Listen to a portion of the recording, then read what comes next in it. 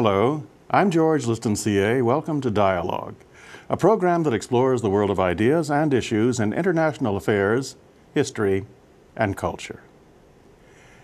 Evangelical Christians made their voices heard powerfully in the presidential election of 2004.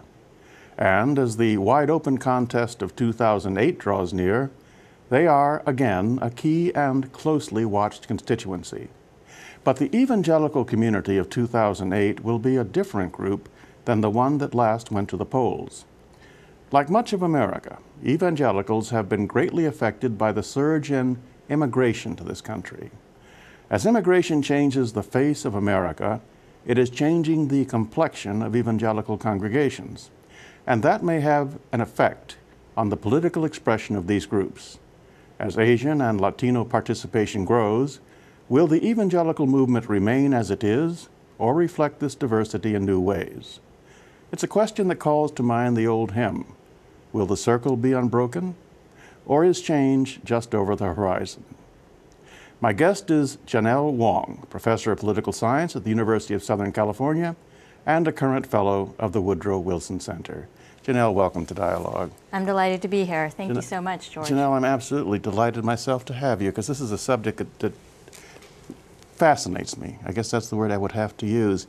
Let me start out by a couple of mysteries behind that fascination. What we're about to talk about, Janelle, is this remarkable growth and the immigrant membership of evangelical congregations. But to my mind, well, there are two things. First of all, it's been largely under the radar here in terms of the American consciousness. I'd love to get your perception of that. And then related to that is the question of why they have chosen to make that switch in such numbers. I know that we're talking about an intensely individual choice, that is to say, what faith one practices, but these numbers are quite striking. How do you make of them? Well, on the first question of who are these groups and why isn't anyone paying attention, I think historically, I've been studying Asian Americans and Latinos, and particularly the immigrant members of those communities.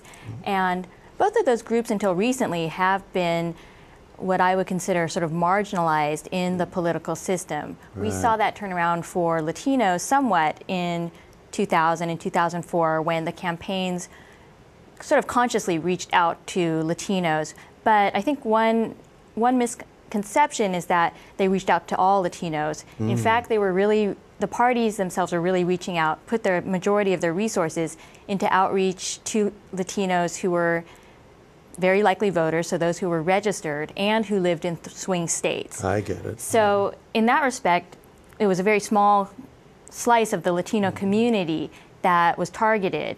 And most Latinos don't live in the swing states. Only 20% of Latinos live in the swing states. Most are in what we think of as sort of immigrant gateway states.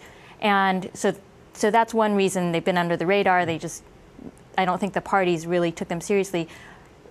Asian Americans and Asian American immigrants in particular are only 5% of the population and have some of the lowest voting rates of any population.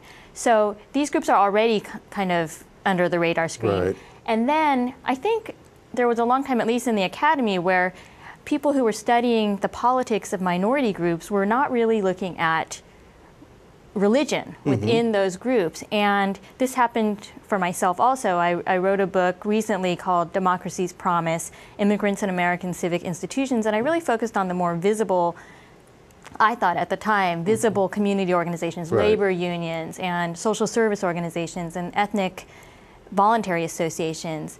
And it was really in 2004 when I thought myself, oh my gosh, the largest ethnic organizations in the Asian American or Latino communities are not labor unions. They are churches, the churches that people go to every Sunday.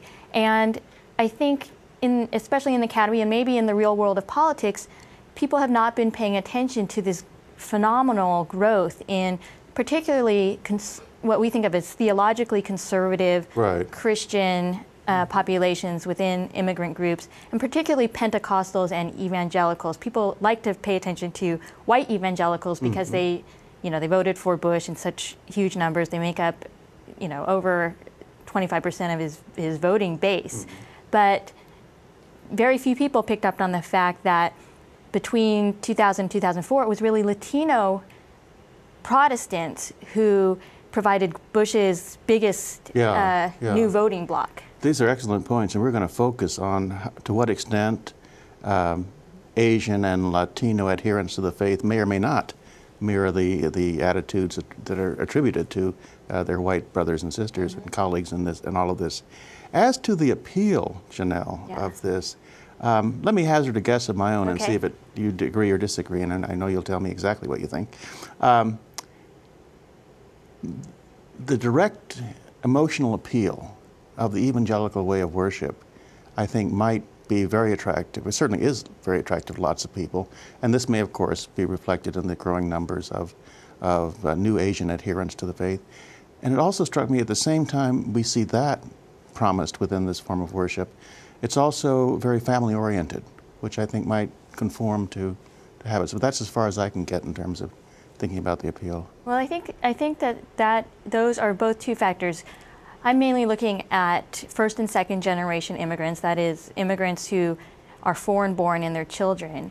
And I think many of us can identify on some level with being an outsider in a new country, or not feeling completely part of the United States. Right. And I think these churches and the appeal of these particular kinds of religious spaces, whether they are evangelical, or I'm also studying Pentecostals and charismatic, you hit on it. They are very lively. They emphasize a kind of family environment. And for immigrants in particular and their children, they provide a space where there is a sense of not just religious community, and that is first and foremost for all a relationship, a spiritual relationship, but also they are often, it's interesting, these churches are often racially segregated, so they provide an ethnic kind of community and a place where newcomers to this country can receive information about where to go to take an English language class or citizenship. So there's a sense almost of home that they provide, and an orientation and help, as you point out, and just getting into the structure of this country and the system of this country. That's right. They kind of are a place where people can feel comfortable. And what we see is a lot of people who maybe weren't Christians in their country of origin are becoming Christians in the United States. Right. This is particularly true, for instance, on the college campus, where many Asians now make up the majority of the Christian organizations on any campus. That's right. You know, the work you're dealing with now, Janelle, in this regard, and the book that's going to come out of it, is going to look into the effect these groups, the Asian group, the Latin groups, are having on the church itself. Are they going to conform to what we think of as the traditional stances and views of the evangelical movement, or will they change it, or will they be different? And I think one way for us to put that question in context is for you to give us a sense of what that evangelical church in this country, that is to say the church in its largest dimension, politically is represented. And let me just focus that a bit. I first encountered this in Latin America decades ago, and it's still very powerful there. But it always struck me that there it was kind of an anti-establishmentarianism, anti-establishment phenomena, whereas here, well, you tell me, how would you characterize the evangelical church, broadly speaking? Well, we know that the evangelical church 20 years ago was something different in terms of its political role, the political role it occupies today. But today, at least some segments of the church are what we know of as the religious right. And I think the influence of the kind of core white evangelical movement is something that has had a tremendous effect on our current political system, where we saw that it's a very strong and consistent voting bloc, where in 2004 almost 80% of white evangelicals voted for Bush, for instance. But I think since 2006 or so, people are beginning to recognize that even white evangelicals are quite diverse in certain respects. There are conflicts within the church over, for instance, the relationship individuals should have with the environment, or the extent to which white evangelical leaders should focus on the kind of hot button issues that have driven the movement, that is abortion, same-sex marriage, versus some other, expanding that agenda to include more respect for the environment, anti-poverty programs, HIV. These are tremendous debates within the church now. And I think that's complicated in some ways by the demographic changes that, at least I'm studying, which immigration has kind of forced white evangelical leaders to pay attention to. And what kinds of new questions or issues is that immigration representing for the church? I think the automatic assumption in what you're saying to me, and I think everyone watching, is we should not assume that the new members, the immigrant members, are going to just mirror what they came into, that they're going to affect it. And if that's correct, Janelle, why is that correct? In what ways are you looking at it? Well, I think that's right. The core question, at least driving my project, and maybe one that is of the most interest for people who are looking at demographic change within the evangelical community, are will growing numbers of Asian and Latinos who are joining the evangelical community, will they simply bolster the current positions of white evangelicals who are sort of the driving force in the movement today politically, or will they take white evangelicals in another path, or will they join with perhaps black evangelicals and Pentecostals, given the kind of tenuous racial position, I would say, that Asian Americans and Latinos occupy within the church? You know, that's fascinating. I'm going to ask you how you're going about that, but I think you really are onto something, because even if you took Asians and Latinos momentarily out of the equation and looked at the history of this movement when it was, shall we say, monochromatic, that is black and white, separation of the black and white was really, and still is, I think, largely the phenomena. So it's an interesting question to see, will the new groups become a bridge? Will they form alliances, or what? Those are exactly the kinds of questions that I'm interested in, because I'm sure you might have heard this phrase, Sunday is the most segregated day in America, and that is true of evangelical and Pentecostal and charismatic churches as well, that although most of these churches have begun to make some progress in terms of what they call racial reconciliation, trying to acknowledge, for instance, some churches, especially white evangelical churches, being very much opposed to civil rights legislation in the 1960s, although there's kind of a mixed history prior to that, and trying to kind of recognize that, for instance, blacks were excluded from leadership in the larger evangelical movement. There is some of that work being done, but largely these churches remain segregated places. Right. There are some multicultural, multi-ethnic churches, but those are more rare. Yeah. So that's a key question, I think, is when everyone is worshiping in separate places, in separate institutions, can a united movement still emerge from that? That's a great question. And you know, there's an allied question that I'm reminded of, and I know you're concerned about this too, Janelle. Even if we took blacks and whites out of the question this time, move them aside, it just struck me that just by nature of who we are, who people are coming into this church, that the whole issue of race and the state's responsibility to do something about racial issues might be viewed differently by Asians and Latins as opposed to the traditional white majority in these churches. Is there any basis to that? That's right. So what we see is on the kind of hot button issues like abortion, like same-sex marriage, where white and black evangelicals mainly agree that they are pro-life and not in favor of marriage equality, for instance. We see that Latinos and Asian Americans who profess to be evangelical or born again Christians, and these are all kind of complicated terms, also agree strongly on those issues with the larger movement. But where we see a real, I think, interesting break is exactly as you say, on the role of the state, the state's responsibility in addressing racial inequality. And here I think Latino and Asian Americans who in many ways share views on hot button issues with white evangelicals, actually then we see a break and they start looking more like black evangelicals and Pentecostals, because they do not believe that the state has no role in addressing racial inequality. Whereas for white evangelicals, they are actually more likely than other groups to say the state has no role in addressing those disparities. That's a very, very powerful and marked difference right there that can have really telling effects, as certainly something to watch over the future. You know, Janelle, I was inspired. I really am inspired by what you're up to. And I know your second book's going to come out of this, and I'm eagerly awaiting it. You've got at least one sale made already. Thank you.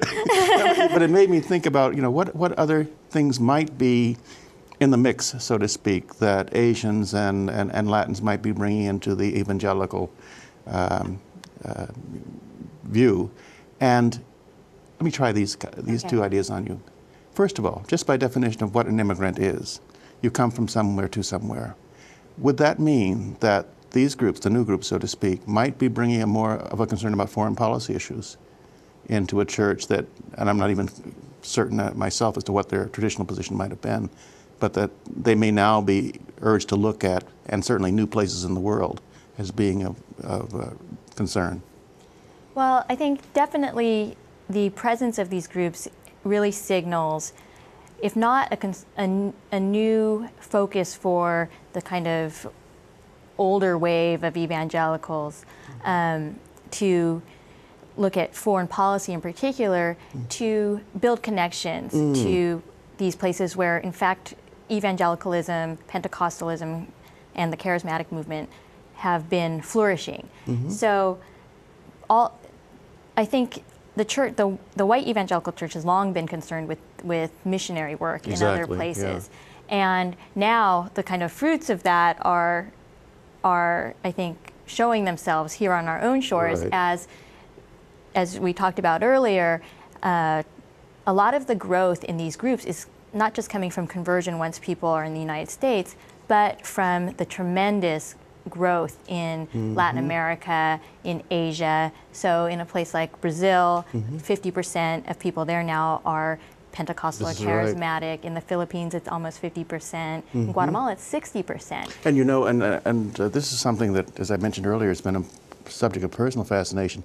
Those 50 and 60%, those are enormous statistics to deal with. And they also represent, in many cases and in many ways, economic imbalances. That is to say, these are the people, largely, who are on the less favored end.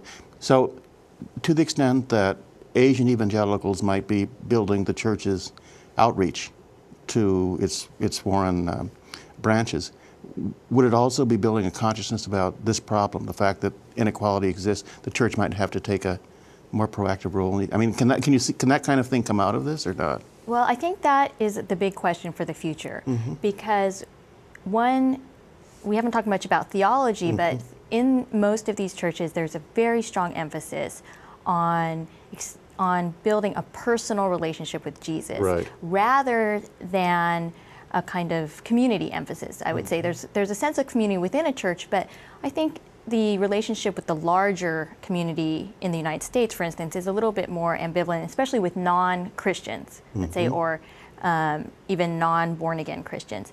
So the issue really is, even though the charismatic and Pentecostal evangelical movement in countries outside the United States has really taken hold among the most economically marginalized, the theology in some ways preaches a more individual focus, so that the reason people are, for instance, economically challenged is because they do not have a strong enough relationship with Jesus. And so will that translate here in the United States to demands for economic redistribution? I have a hard time seeing that kind of policy. What we see more is kind of more localized anti-poverty programs, reaching out to a homeless shelter, for instance, and a concern with that.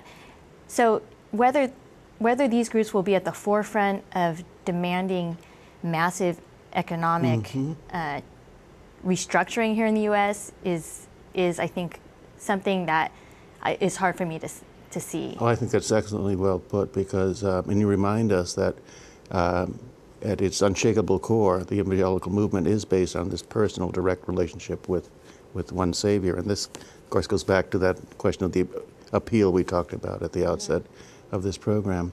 But I can't resist trying one more issue on you just to see if this might be one, and that's immigration itself, which we could add to the abortion, gay marriage, hot button issue spectrum right now. I mean, and then that, by definition, is an issue that these groups are directly concerned with.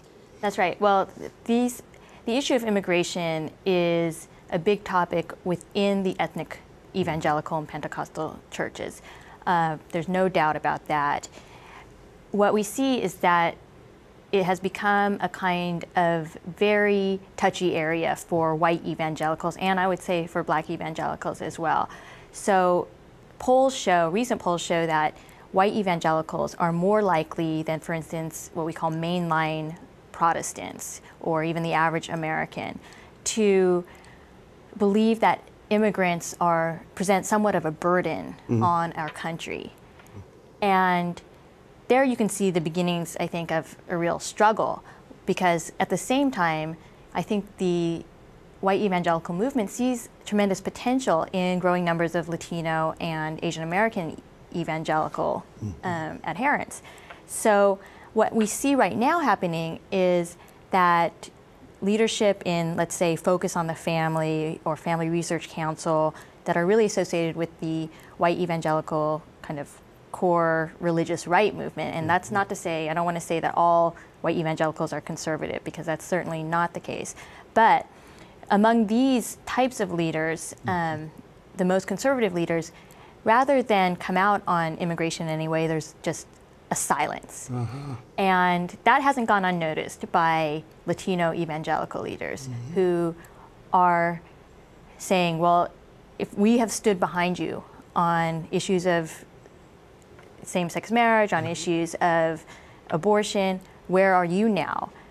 Still, at least one evangelical leader of a predominantly Latino congregation has said those life issues remain critical, and it's hard for him to know whether Latinos would abandon the movement over immigration when there's still these other issues holding that movement together. That is extremely interesting.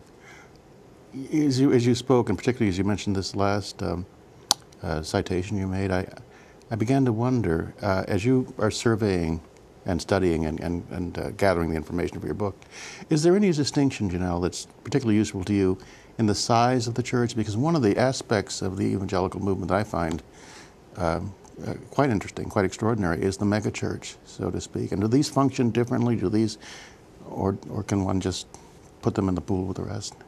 Well, I think we see, at least to me, there's the variety of sizes of churches seems more evident in the ethnic churches. We do see there are Asian mega churches that are evangelical. So, for instance, in Los Angeles, one church that my research team and I visit has 6,000 people coming to 6 services a day.